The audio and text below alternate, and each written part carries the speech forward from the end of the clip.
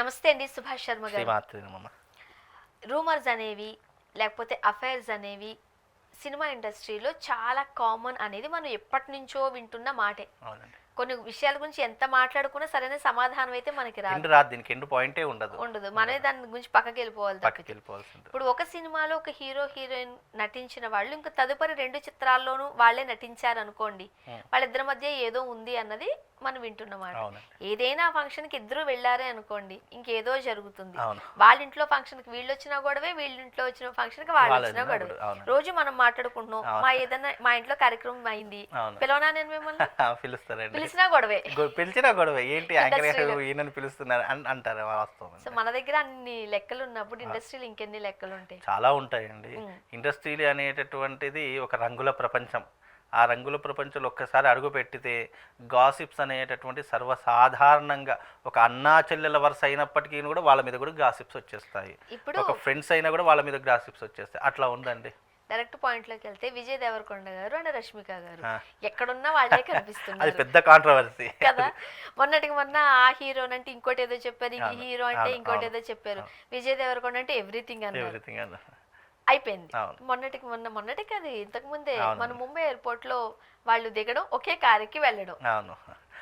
ఇప్పుడు వాళ్ళిద్దరికి పెళ్లి జరుగుతుందంటారా లేదంటారా? లేదు, నేను పెళ్లి వరకు ప్రస్తావన తీసుకురాలని కానీ అందుకైతే జరగదు. బికాజ్ ఏంటి అంటే సినిమా ఇండస్ట్రీలో కలిసి ఉన్నంత మాత్రాన ప్రతి ఒక్కరికి పెళ్లి జరుగుతుంది అని మనం అంచనా వేస్తే చాలామందికి జరగాలండి పెళ్ళి. చాలామందికి, ఎంతోమందికి జరగాలి. కానీ వాళ్ళ మధ్య ఉన్నటువంటి రిలేషన్ తెలియకుండా మనం మాట్లాడడం అనేది మూర్ఖత. ఇప్పుడు ఒక సినిమాలో నటించినటువంటి ఇద్దరు వ్యక్తులు ఒకే కారులో వెళ్ళడము, ఒకే ఎయిర్పోర్ట్లో రావడము సాధారణం జరుగుతుంది. ఇప్పుడు ఒక లొకేషన్కి వెళ్ళాలండి హీరో హీరోయిన్స్, వాళ్ళు ఒకే ఫ్లైట్లో వెళ్తారు, ఒకే ఫ్లైట్లో వస్తారు, ఒకే కార్లో వెళ్తారు. అంత మాత్రాన అక్కడ ఏం జరుగుతుందో తెలియకుండా ఒక కార్లో వెళ్ళినంత మాత్రాన వాళ్ళిద్దరి మధ్య గాసిప్స్ రావడం అనేటటువంటిది మనం ఆలోచించే విధానంలో తప్పు అని చెప్పాలి తప్ప. ఇప్పుడు వాళ్ళిద్దరూ కలిపి ఏ సినిమా చేయట్లేదు కదా. చెయ్యకపోతే అన్నంత మంది ఫ్రెండ్స్ కావచ్చు కదండి. అంటే ఫ్రెండ్స్ ఇప్పుడు ఎక్కడికి వెళ్ళినా కూడా వాళ్ళ మీద గాసిప్స్ వేసేస్తారా? ఫ్రెండ్స్ కావచ్చు, ఫ్యామిలీ రిలేషన్ కావచ్చు, ఇంకా వేరే రకమైనటువంటి సినిమా ఇండస్ట్రీలో ఫ్రెండ్స్ మనం రిలేషనే కావాల్సిన అవసరం లేదు కదా. ఏ రిలేషన్ అయినా ఉండొచ్చు. ఫ్రెండ్స్ కావచ్చు, అన్నా చెల్లెలు కావచ్చు, లేదంటే వేరే రకమైన. కానీ ఆ అన్నా చెల్లెలు అనే రిలేషన్ ఎవరు తీసుకోలేరు. అంటే కాబట్టి ఫ్రెండ్స్ రకంగా తీసుకోవచ్చు. ఇప్పుడు వెళ్తున్నారంటే అది వాళ్ళ పర్సనల్ కదండి. వాళ్ళ పర్సనల్లో మనం జోక్యం చేసుకోవడం తప్పు కదా. అంటే ఇప్పుడు మనం పర్సనల్గా వెళ్ళదు, వీళ్ళిద్దరి మధ్య ఏదో ఉంది అని కథ నడుస్తున్న టైంలో త్వరలో పెళ్లి చేసుకోబోతున్నారు అని వస్తున్న నేపథ్యంలో వీళ్ళిద్దరికి పెళ్లి అవకాశాలు ఎంతవరకు ఉన్నాయి? పెళ్ళి అయితే అయ్యేటటువంటి అవకాశాలు అయితే లేవండి. పెళ్ళి అయితే అవ్వదు 100% అవ్వదు. రాసి పెట్టుకోండి. విజయ్ దేవరకొండ రష్మిక మందనకు పెళ్ళి కాదు. అది పెళ్లి దాకా కూడా వెళ్ళదు. అది ఒకవేళ వాళ్ళిద్దరు అనుకున్నట్టు రిలేషన్ ఉన్నా పెళ్లి దాకా అయితే వెళ్ళదండి. ఎందుకంటే సినిమా ఇండస్ట్రీలో, ఎందుకంటే యాజ్ ఎ ప్రొడ్యూసర్గా నేను సినిమా ఇండస్ట్రీని చాలా దగ్గరగా చూస్తాను. మనం అనుకునేటటువంటి విధానం ఒకటి ఉంటుంది, అక్కడ వాళ్ళ మధ్య జరిగేటటువంటి విధానం ఉంటుంది.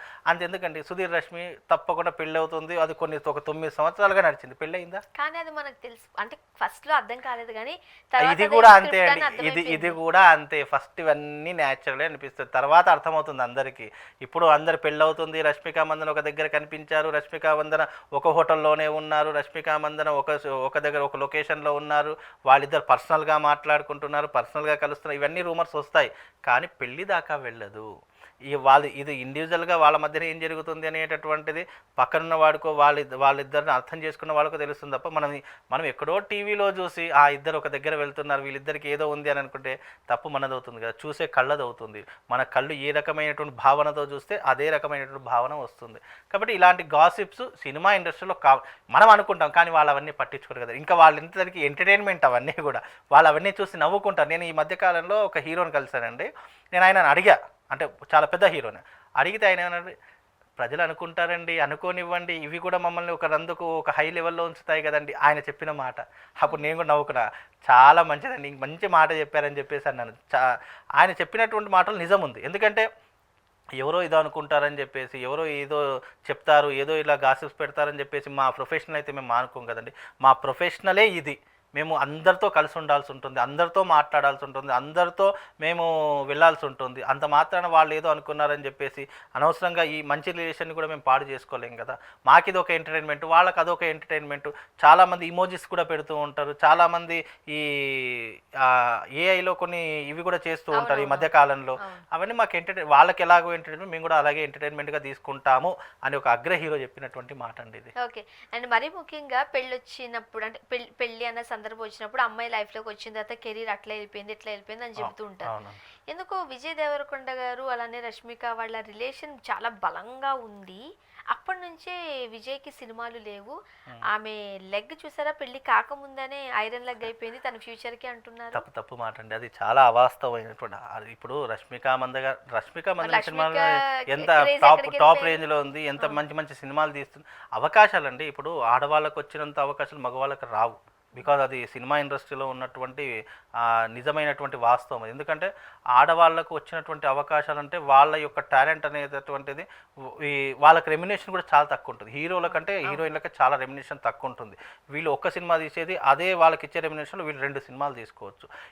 Total cinema industry is commercial industry. ఏదైనా కమర్షియల్ వేలోనే ఆలోచిస్తుంది.